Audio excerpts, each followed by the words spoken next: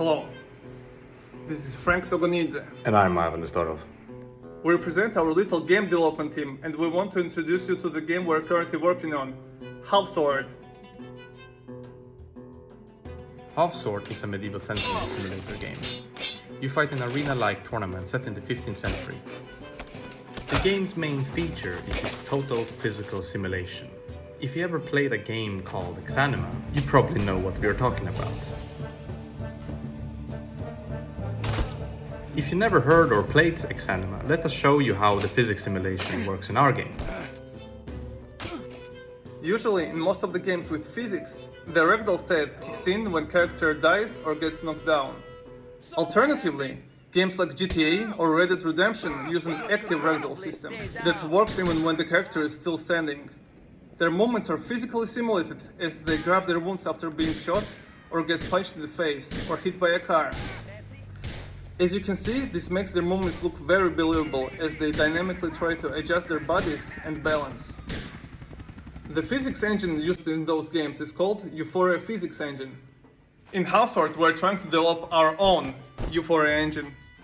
But in our case, active Ragdolls are always active. This means that weight of armor, weapons, characters' bodies, and their strengths play a significant role in how they control. You can push other people and objects around, and even slightest touch will have an effect on character's body.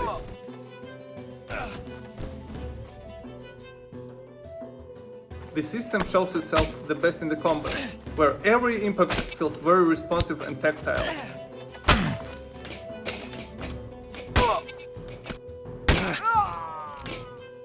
As you can see, unlike many other games, in Half-Sword there is much more things going on whenever bodies collide. Instead of repetitive animations, characters try to dynamically readjust to the situation and smoothly transition from one state to another.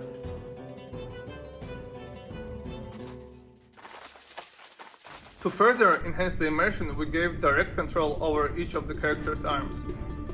If you hold down the left mouse button and move around your cursor, you directly control your right hand.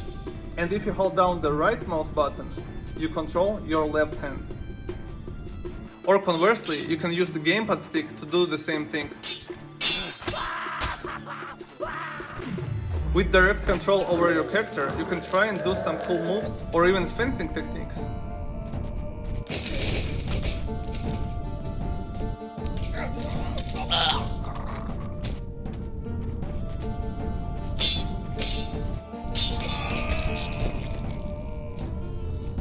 We're using Unreal Engine 5. I know, everybody uses it. But we're trying to utilize its cool new feature called Physics Control.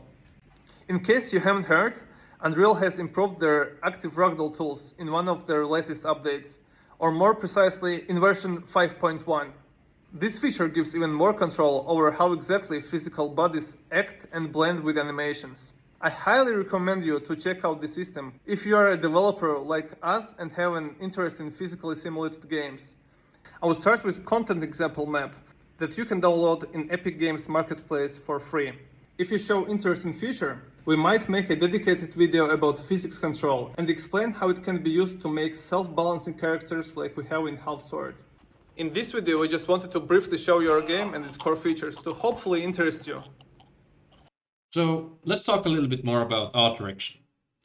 We want to do something that is not as common in games nowadays. We want to stay away from fantasy and other mainstream elements and focus on creating a setting that we ourselves really want to see in a game for our first installment.